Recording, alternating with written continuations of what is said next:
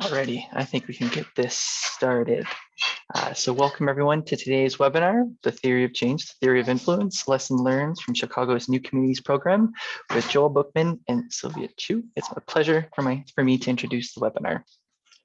Now I'd like to pass it over to my colleague, Sylvia Chu, who is the Consulting Director of Collective Impact. Sylvia, please. Thanks, Connor. Good afternoon, everyone. It is my absolute pleasure to introduce you to Joel Bookman, who is the president and CEO of Bookman Associates. He provides consulting service in strategic and business planning, economic development, comprehensive community development, and nonprofit management. Previously, he served as the director of programs for the Local Initiative Support Corporation, or LICS, Chicago, and he is the co-founder and managing director of the LISC Institute for Comprehensive Community Development. For 8 years, while he was at LISC Chicago, Joel guided the work of a staff in its New Communities program, which is one of the nation's largest and most successful comprehensive community development programs. NCP was a 10-year program to support comprehensive community development in 20 neighborhoods across Chicago, and Joel directed their economic and commercial development program. He provided financing, grants, and training to 40 retail corridor initiatives. For the past 40 years, Joel has served as the executive director of the North River Commission and the Lawrence Avenue Development Corporation, and he's received countless awards, including the University of Illinois at Chicago Alumni Achievement Award, the Korean American Community Services Outstanding Service Award, and the North River Commission Lifetime Achievement Award, among many others. Joel, it is a pleasure to have you with us, and we can't wait to learn more about everything you've learned in your Thank you, Sylvia. work. It's a pleasure to be here. All right. Well, let's get this kicked off. Maybe we can start with putting us all sort of giving us all a better appreciation and understanding of the New Communities program. What was its role and focus? And tell us a little bit about how things evolved over time. Okay, thanks, Sylvia. I appreciate that. The New Communities program actually arose out of a crisis. In the 1990s, we saw several high-profile community development corporations in Chicago and around the country that collapsed, that went under the weight of their real estate portfolios. And folks in government, in philanthropy, neighborhood leaders were frustrated because many folks had for years been doing more and more affordable housing, hoping that neighborhoods would get better. But in many cases, we saw that that while there was more affordable housing, the neighborhood around that housing sometimes got worse. Those neighborhoods declined. And when these CDCs went under in the 1990s, LISC Chicago, under the leadership of then Executive Director Andrew Mooney, organized a citywide dialogue called the Futures Forum, where we invited folks to come together from government, philanthropy, neighborhoods, clergy, schools, everywhere, to talk about what could we do to change the methods, change the approach. After about a year to 18 months of discussion, we created a document called Changing the Way We Do Things, which essentially recommended that we needed to approach neighborhoods comprehensively, that everything was connected to everything else. Housing, if you're fixing up housing, but there's drug dealing in front and those folks move into the building, then the good tenants move out and you can't pay the mortgage. If people can't get good schools, they don't want to live in a neighborhood, and that affects the economy of the community as well as the housing. So we came to the conclusion that we should approach issues comprehensively. We created a demonstration project in 1999 in 3 neighborhoods, modeled after a program designed by a woman named Anita Miller in the South Bronx. And the program was called the Comprehensive Community Revitalization Program. We owe a great debt to her and to that program. And we tried this comprehensive approach out. We saw some success. And after about 3 years or so, the folks at the MacArthur Foundation came along and said, we'd like to help you grow to scale. We see this as being very promising. And so in 2001, 20 years ago now, we created the New Communities program in 20 communities across Chicago with 14 lead agencies, which then became this this large comprehensive community development initiative. And we saw a great deal of success from that. And basically, in simple form, the model was, it actually became sort of a mantra: engage, plan, act, communicate, evaluate, and repeat. Based upon the notion that the first thing we always need to do is to engage in the communities, that we need to get everyone at the table, we need to get everyone involved. And that is critical in order to then put together a good plan for that community, developing a shared vision for the community among all of the players. And while we're planning, to do some acting. We called it early action projects, or I should say Anita called it early action projects, and we modeled it after her approach. Planning while doing and doing while planning. That was really critical because that meant that almost every neighborhood we know has a bunch of plans that sit on a shelf somewhere that have been collecting dust. But when you're in the midst of a planning process and you're identifying visible projects that can make a difference, that can get people working together early on, people see it as being a little different. So we worked with them on early action projects in those neighborhoods. They created a lot of activity that produced positive results. The next critical part was about communicating. And that was really something that I learned from this process myself. And that is that it's important to do more than put your head down and produce good work. But if we want to really succeed, we have to tell the world, we have to tell folks in our neighborhoods what's going on so that everyone is aware and informed. We need to tell the outside world so that philanthropy will invest and the city will invest, and that we give the private sector a reason to invest in our communities, create jobs, bring business to our neighborhoods so that we can have a successful community. We do that process and we do it over and over again in the process, trying to evaluate, learning from our mistakes, and then repeating that over and over again.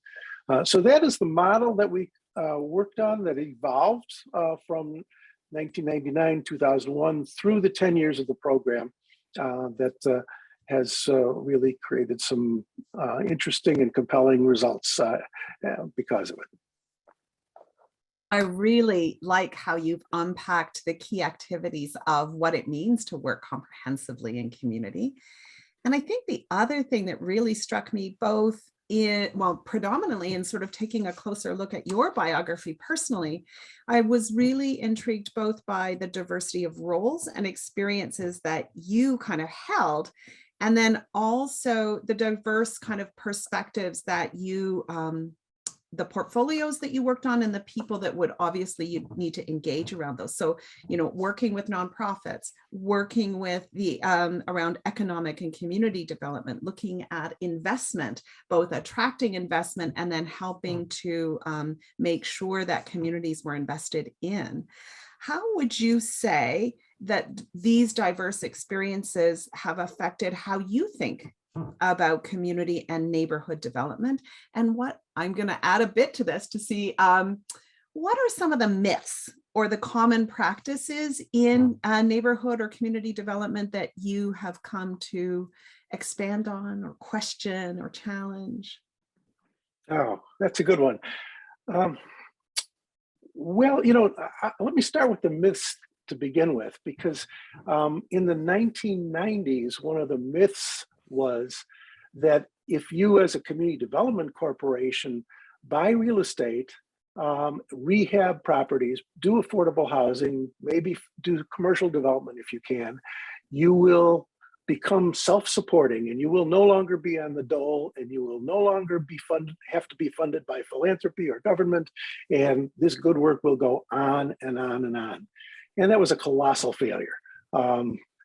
For a lot of reasons. One of them is that if we're working in a neighborhood that is suffering from decline or deterioration, if there are low and moderate income people. And if we're taking on a project as a community development corporation, we're typically taking on the most difficult projects that wouldn't be done otherwise. Because if the private sector would do them, if they were profitable, then private sector would come in and make them happen. But in fact, it didn't work that way. And so that myth exploded. And that was part of the crisis that occurred in Chicago, is that we saw that you couldn't just fix up a neighborhood by doing housing, and you couldn't just be self-supporting by doing more and more challenging projects in tough urban neighborhoods. So that I think was important. One other myth that has exploded over the years, which I'm glad it has, and that is, in the old days, I got my start as a community organizer, and in the beginning, a lot of folks in neighborhoods saw business as the enemy.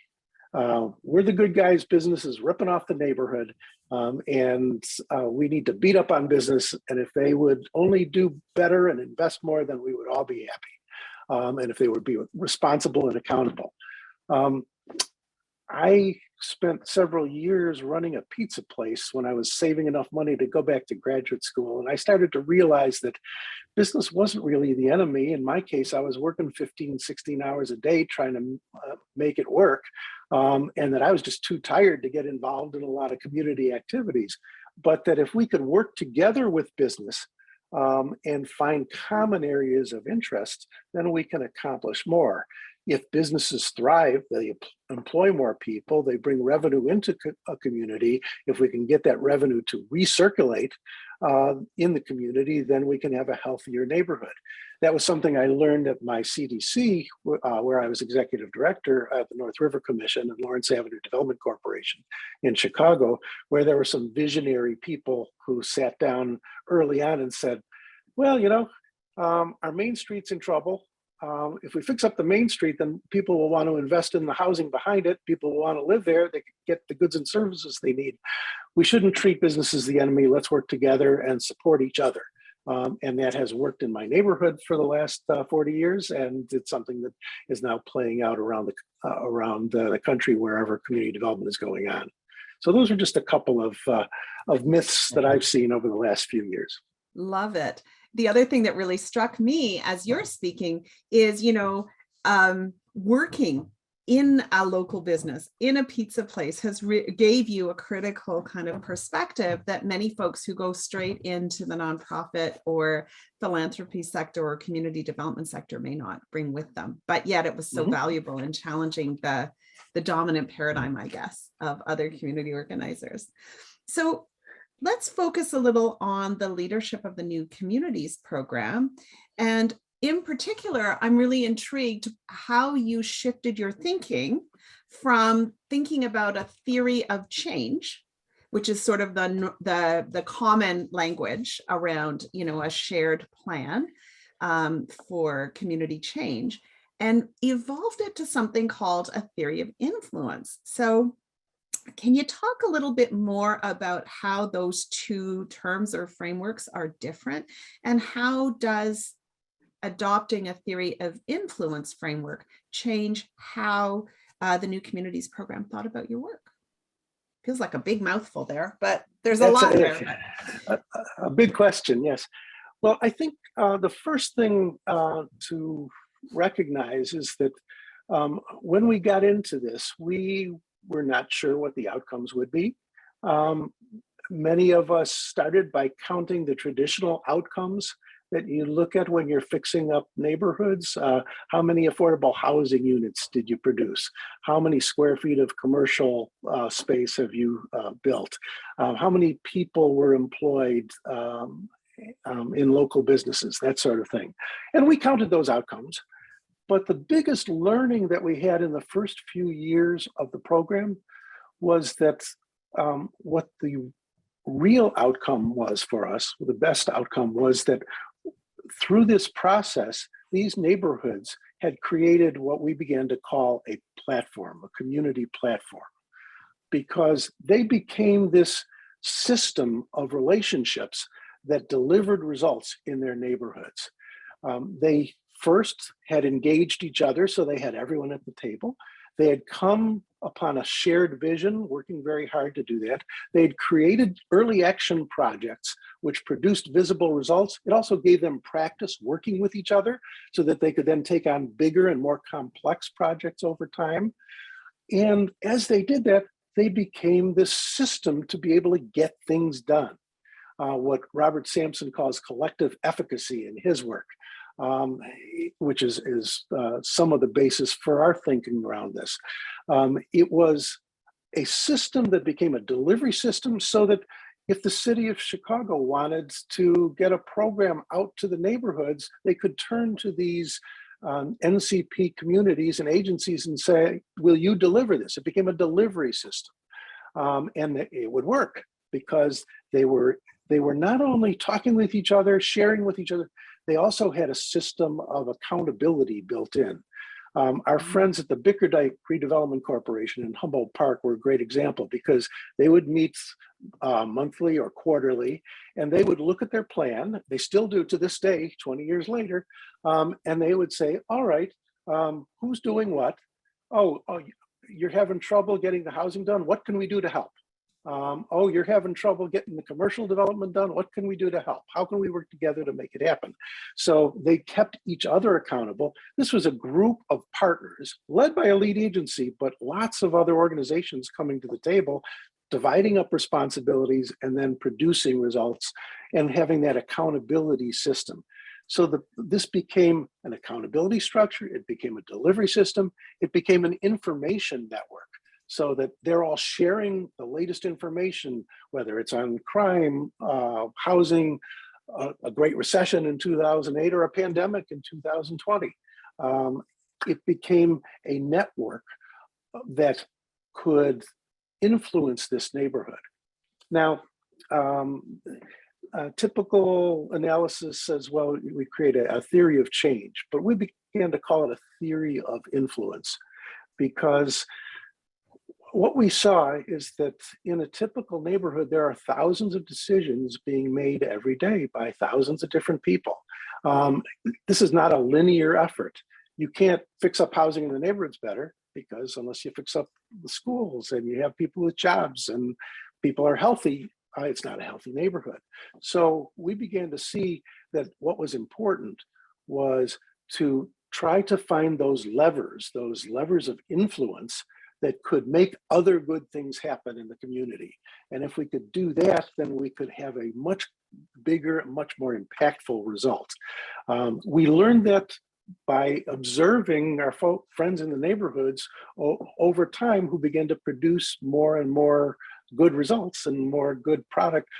But it became the network, the platform, that was really important, that made a difference. One other example to bring it home, I think, is after we'd been doing this a few years, we got a call from the folks at the Atlantic Foundation. Atlantic Philanthropies was started by a fellow named Charles Feeney, who invented the concept of duty-free shops in airports. And he made several $billion. And he said, while he was in his 70s, I want to spend all the money down in my foundation and see the results before I die. And he had this notion that if you want to influence a community and improve the lot of a lot of people, that what you need to do is help young people get a quality education, be healthy, and that where they typically go off the rails is 6th, 7th, and 8th grade, when they have issues around drugs, violence, sexually transmitted diseases, depression, all sorts of things. And that if you can keep people on track on 6th, 7th, and 8th grade, they likely will graduate high school and they likely will go into a productive life. Atlantic Philanthropies came to us and said, you have a delivery system here that we'd like to use. We'd like to have you identify 5 communities where these lead agencies have partnerships with schools, where we could help you build health centers in those schools and set up after school programs and provide advice and guidance to those schools. And they did that. And they committed $18 million to that program. We were able to build those health centers in those schools, as well as set up programs. And again, it's the neighborhoods who did that.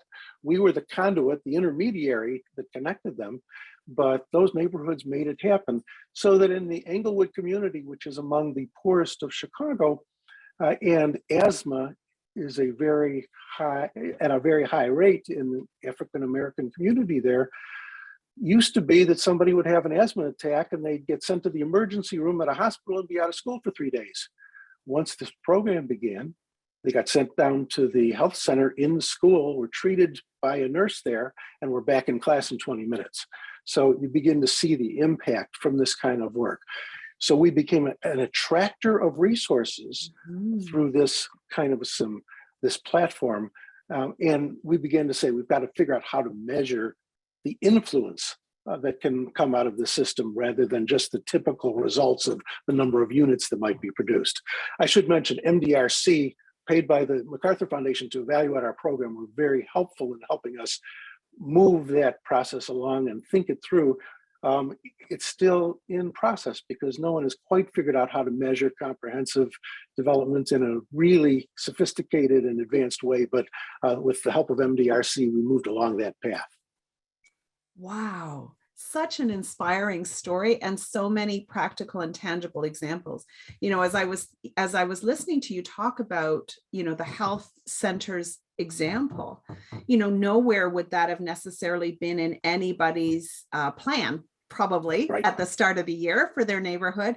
And yet, you know, because you're such an attractor, you know, these opportunities keep popping up. And so exactly, like, how do you reflect those and show the cascading benefits of those things? Because I'm sure getting the kids back into the classroom in 20 minutes was a huge one, but it was also, it attracted, you know, medical resources to the neighborhood. It did all these other benefits as well. So being able to capture those, I think, would be really important.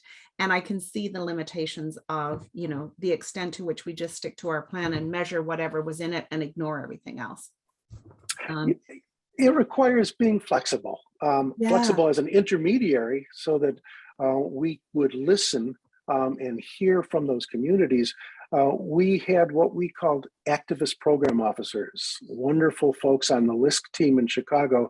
And their role was not to be a foundation officer grading whether you're doing your job or not. It was to be part of the neighborhood team to say, how can we help you accomplish your plan? Oh, and by the way, this crime wave came up. Let's focus on that. It may not be in the plan, but it's important to the neighborhood. Let's work together on how we can solve these problems that are coming forward. So activist program officers are a part of that. We can't just stick to the plan when the circumstances change. We have to adapt. That's right. Yeah, because as we often say at Tamarack, you know, communities are living entities, right? They're not static at all. So I love that your framework has really embraced the reality of that. The other thing that really struck me was, and I loved it, the notion of early action. And looking for discrete small projects that are very actionable and very action oriented, and how important that would be, I can imagine, both for building the momentum of the work you're trying to do, but as importantly, building credibility. I was recently working with a network of different neighborhood-based initiatives. And one of the comments that a participant shared that really resonated for me is, you know, when you're coming from you know, a more disenfranchised neighborhood, folks are already quite cynical. They've been studied to death. They've been engaged to death by all these different entities. And yet again and again, they see no benefit or no action on any of the things that they themselves keep saying are the most important. And these things haven't changed for a good long time.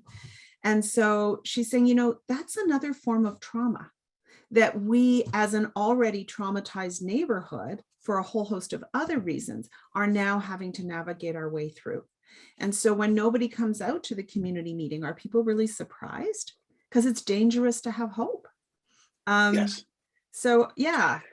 Well, I think that's absolutely right. And people get discouraged. But one of the lessons I learned in this process, our friends in the southwest side of Chicago at Greater Southwest Development Corporation and the Southwest Organizing Project, when they began this effort, we said to them, we want you to do a plan. And they said, that's great. We're going to do an engagement strategy.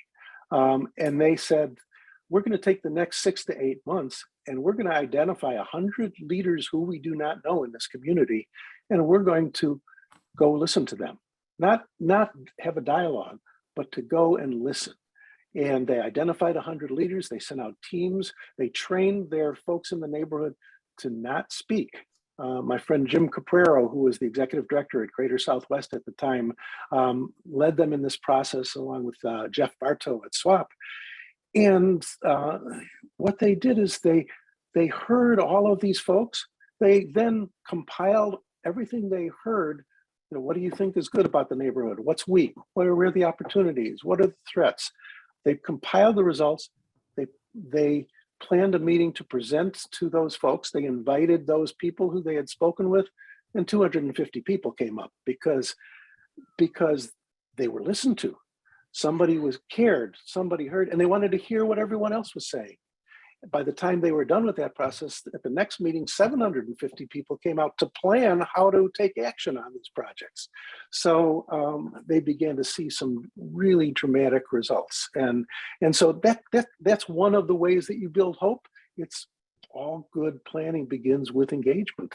All good things come from engagement. It's really, really critical. The other thing that I think of along those lines is in the Pilsen community, the Resurrection Project. They were having planning meetings and they were trying to figure out what to do with the gangs hanging out on the street corners on Friday nights. And some of the businesses were complaining and the residents, and there was some crime. And some folks in the back of the room said, we need to get those kids off the street. And a fellow in the back working with the Resurrection Project, Alvaro Obregon, said, instead of moving kids off the street, why don't we move kids onto the street and give them something good to do? Let's have a basketball league. Let's have art projects for the people who don't play basketball. Let's invite the police, but not in their cars, on their horseback and on their bicycles, to be officer friendly. And let's make sure that we have a good experience for everyone. At LISC, what we did, we paid for some basketballs and a couple movable hoops. So all summer long, they would move to a different corner and they would have a good time running the Resurrection Basketball League. The next year, that spread to the next neighborhood in Little Village. Now it's active in, last time I counted, 16 or 17 neighborhoods, and over 4,000 young people all summer long are playing basketball and having a good time instead of getting into trouble.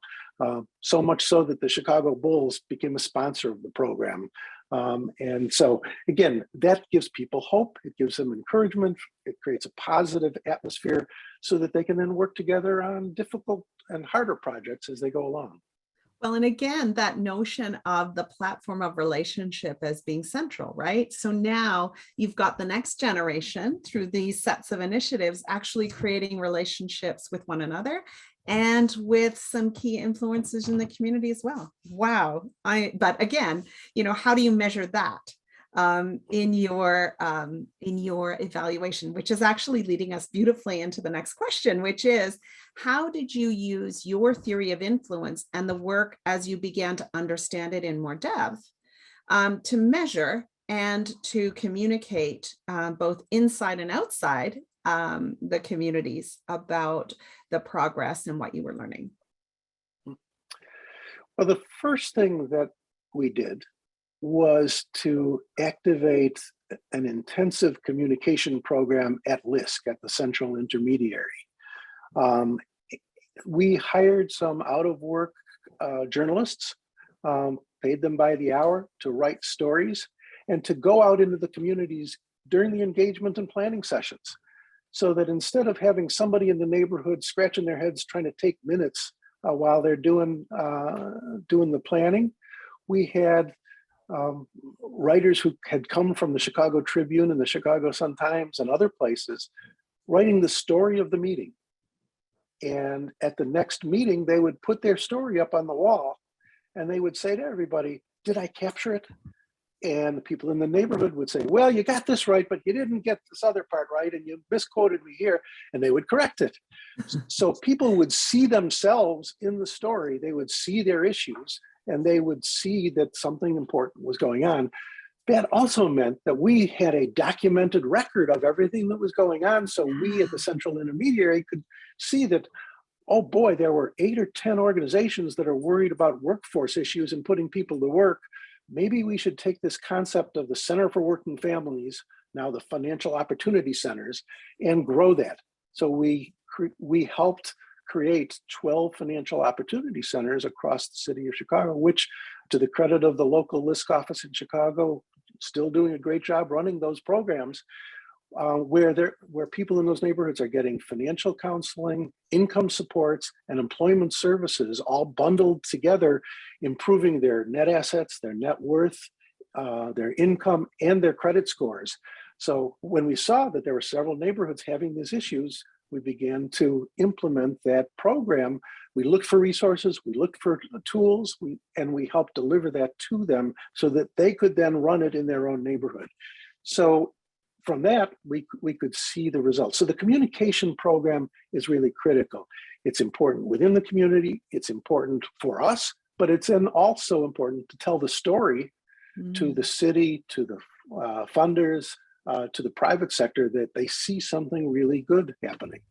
I will always remember in the Englewood community, in the midst of this process, a couple of young people were killed. And this has happened a few years before. And what had happened a few years before was that some people, clergy came together, neighbors came together, they had a service, they were wringing their hands, they said this should never happen again. And then everybody went back into their institutions and organizations, and it happened again.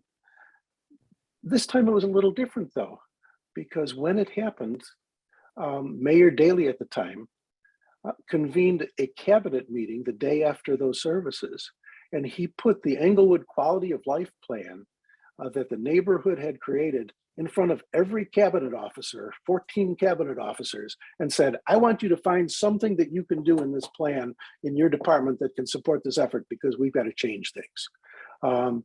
It became this vehicle to get things done by the city, by the mayor, to deal with a problem that came forward. It was very powerful.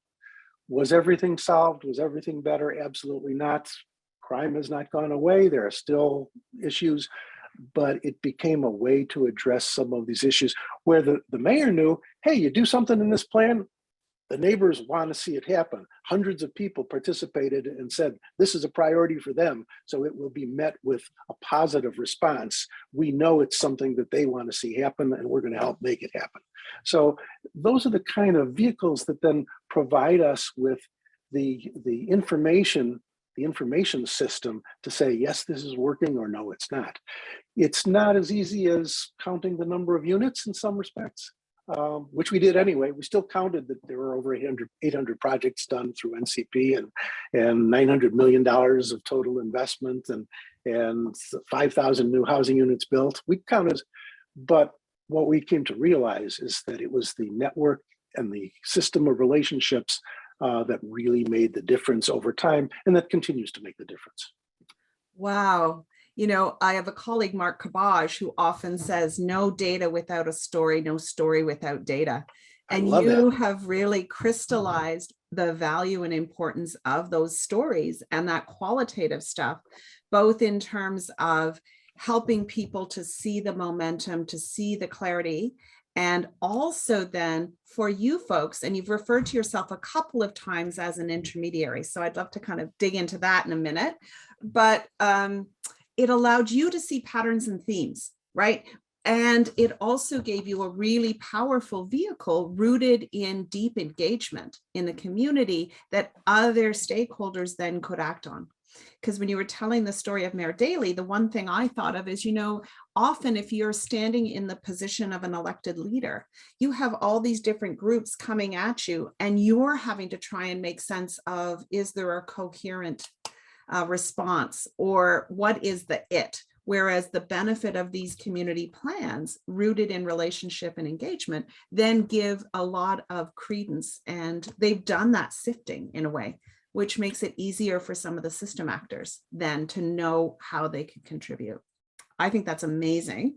So tell me, because I know we have one more formal question, and then I'm so excited to open it up to hear from our participants' questions as well. But you talked a little bit about the current realities facing community and neighborhoods, and I would love to ask you about what are you thinking about, and what would you say we need to be paying attention to as we think about the future? Well, that's a really important question. I guess I think about it on several levels. When I see the good work that is ongoing in the neighborhoods 10 years after the end of the New Communities program, what I've seen is that that platform continues to exist in these communities, and this network continues to grow where it is nurtured. And in fact, an example during the pandemic, when folks at the Southwest Organizing Project and Greater Auburn Gresham Development Corporation and Bickerdike Redevelopment Corporation and Quad Communities Development Corporation, they mobilized around the pandemic. Those folks sent out contact tracers. Those folks went door to door in their neighborhoods to make sure people had information about vaccines and where they could get the vaccines. But these organizations need to be supported and nurtured. And it's important for philanthropy to do that. It's important for the public sector to do that. It's important for the private sector to do it. So we need to have that network.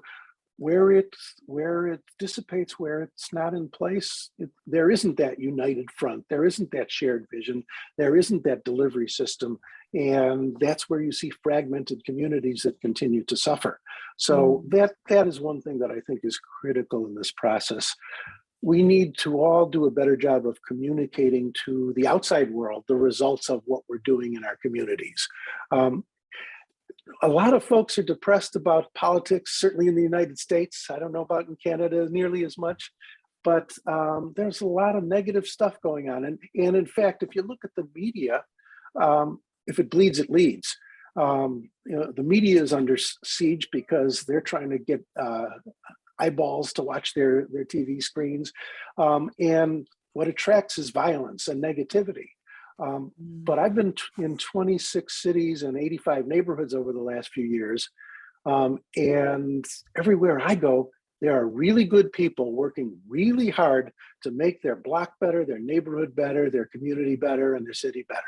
And I have hope because of that, and I'm encouraged because of that. But we need to make sure that people know about it. If we don't tell that story, it won't get told. Nobody will. Yep, Nobody absolutely. will know. So you mentioned the importance of nurturing these networks. What are some of the concrete things that do help to nurture them? Well, all kinds of things ranging from direct grants and philanthropy to support these, realizing that it's hard to operate without that, to creating governmental structures to help support this work. In my neighborhood, the CDC, where I've been a volunteer for the last 15 years, we just created a special service area taxing district so that our economic development efforts are paid for by property owners up and down the commercial corridor. So those kinds of tools become really important to support that. We also need organizations like the Tamarack Institute. I have been so impressed with the work that you folks have done over the last many years, because you're educating folks, you're enlarging and enhancing the field, and spreading the word far and wide. And we need that desperately. And so we need to do that wherever we can. So those are a few of the things. We also need to be up on top of the latest trends and the changes, for example, in our economy. There are 84 million baby boomers retiring over the next 10 to 15 years. The world is changing. The communities and cities that thrive are going to be the ones who can produce skilled workers who make it attractive for companies to locate in those areas. So we need to figure out how to adapt to the changing economy. The other thing is that, the drive-through at the McDonald's is going to be replaced by voice recognition. So a lot of folks are going to be replaced by robots. So we have to look at how we can provide the skills and training for good paying jobs in industries that have a future. So those are the issues that I wrestle with when I can't sleep at night. I love it. So I want to open it up, and I'm going to turn to Connor. Any questions from any of our participants yet that you can kind of pull out? The webinar? So no questions so far. So please, people, if you do have any questions, please put them in the chat.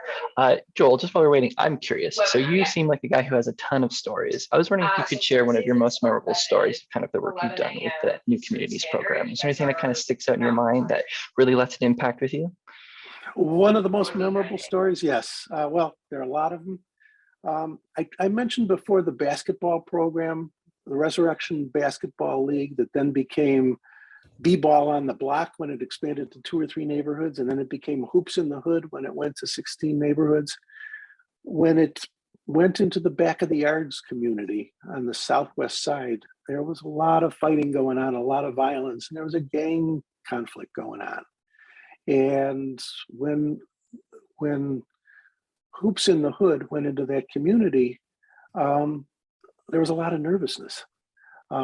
Would this be the site of the gang war? Would people disrupt? Would people end up fighting? Would it be a problem and that could destroy all of these hard efforts that have been underway?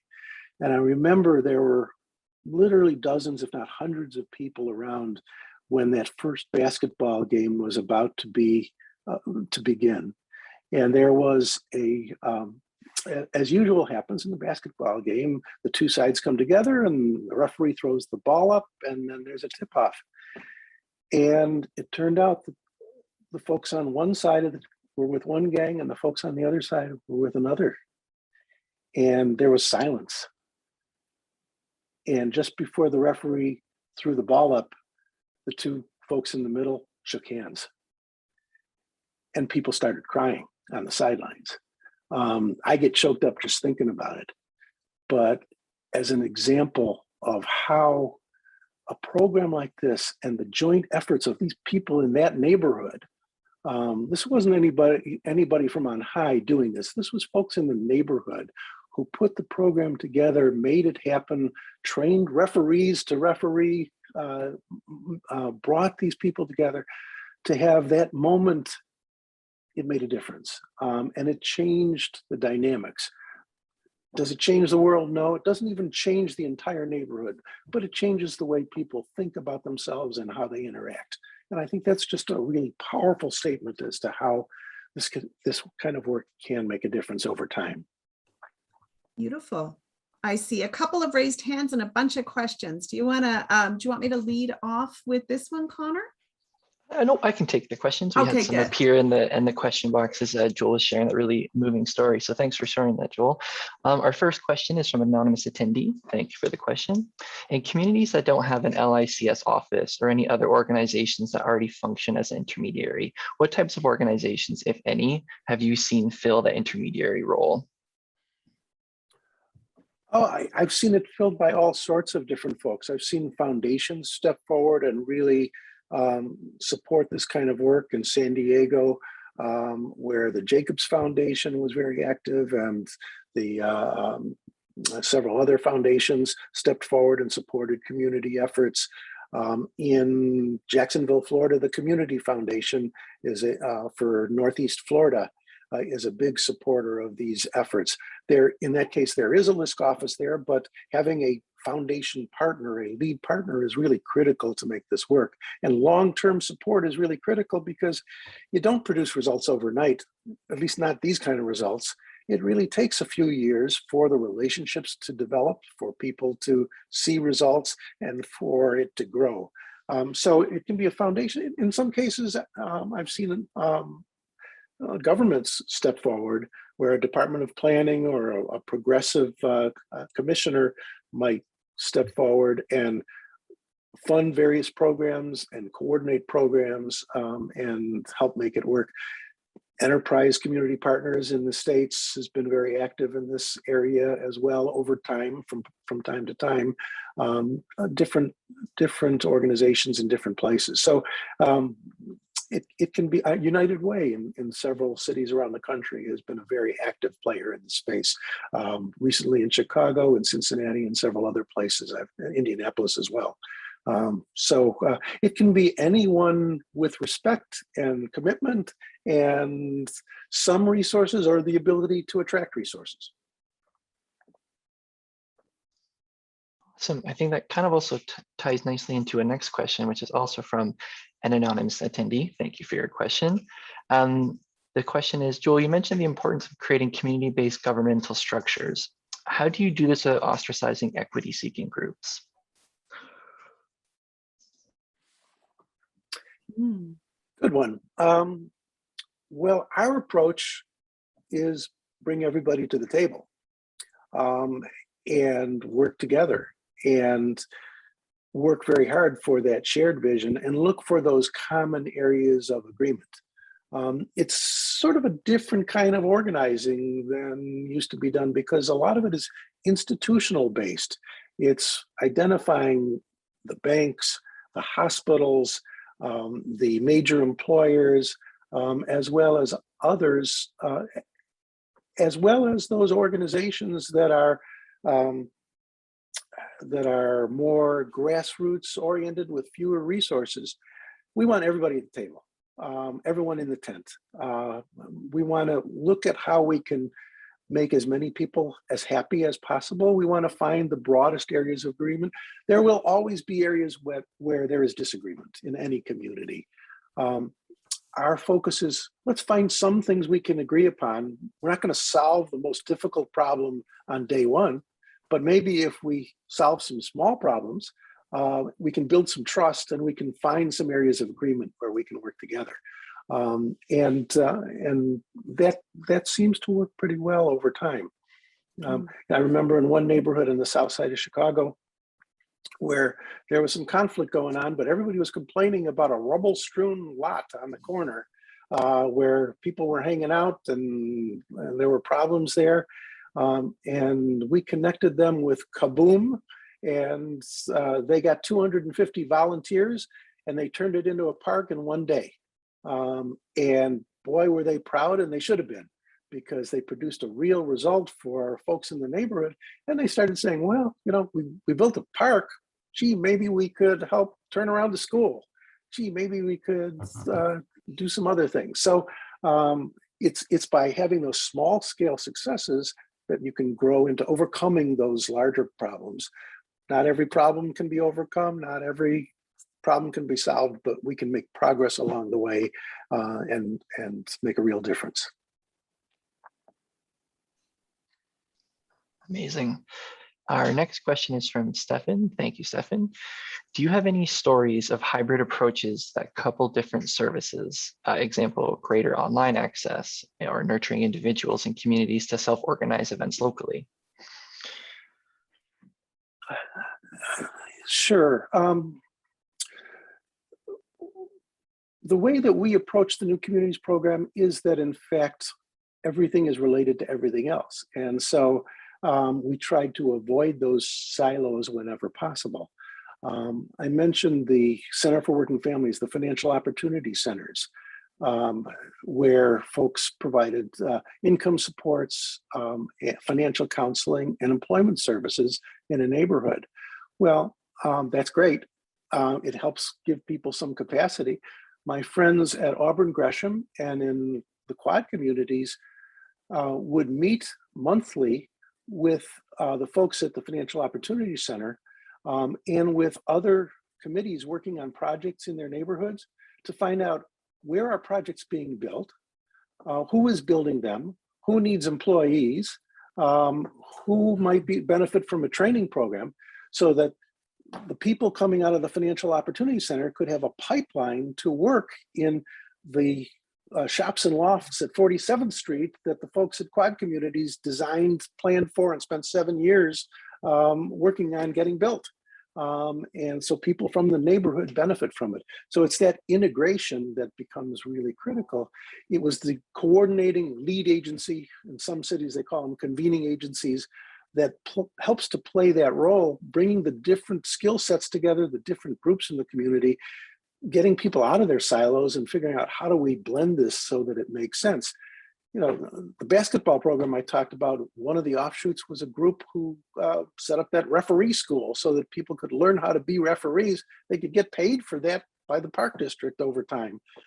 So again, it begins to serve multiple needs, multiple audiences, multiple opportunities. All right. We have another question from an anonymous attendee. Thank you for your question. Their question is, how do you sell the idea of long-term support to funders and or governments? How do we sell it was the question? Yes. Well, you know, we were fortunate that our friends at the MacArthur Foundation saw value. Andy Mooney at the LISC office created the 3 community pilot new communities initiative, so demonstrated some success. And once MacArthur saw some success there, they said, we think there's hope here, and we're willing to invest more. We then engaged in a very deep relationship with MacArthur from month to month, day to day. We met with them every month to report on our progress and get their suggestions, but they really became supporters. They wanted to see us succeed. So we communicated constantly with them. They could show to their board of directors that there were good results coming out of this. And so they could continue to support us because their board would see some success that hadn't been achieved before in the same way. So the communication is critical. The early action projects are critical because they show some success that are visible, but then moving that into longer term successes and bigger projects makes a difference too. I mentioned the shops and lofts at 47. The quad communities was a new CDC. It took them 7 years, but they said, we want to fix up the most challenging corner in our neighborhood at 47th and Cottage Grove. And we need a grocery store, and we need affordable housing, and we need some other stores. And so they proposed a plan. They went to the International Council of Shopping Centers conference and met with 300 different potential developers, and found 2 or 3 that came to Chicago and were willing to take a look at the neighborhood. Their alderman at the time, Tony Preckwinkle, who now is the county board president, supported the effort and hosted them in City Hall. We went to Columbus, Ohio, where Skilkin Corporation, who was interested in the site, had their headquarters, and we essentially sold them on the idea. And as a result, it took 7 or 8 years, but today there is a Walmart grocery store, there are affordable housing units, there's several smaller stores, and a $44 million investment in their neighborhood. When you see that, it attracts resources, it attracts funding, because people see there's a result coming out of it that is real, substantial, people's lives are better. And nothing more persuasive than showing those kinds of results. Just amazing. I think we have time for one more question. So this question comes from Barbara Fields. Thank you for your question. She asks, what is in the Build Back Better bill that will help communities? How do we best put those resources to use? And I think, Joe, you might have to provide some clarification on the Build Back Better bill. That sounds like it might be a piece of American legislation for our international learners. It is. There are 2 pieces of legislation that are really critical for us in communities in the States.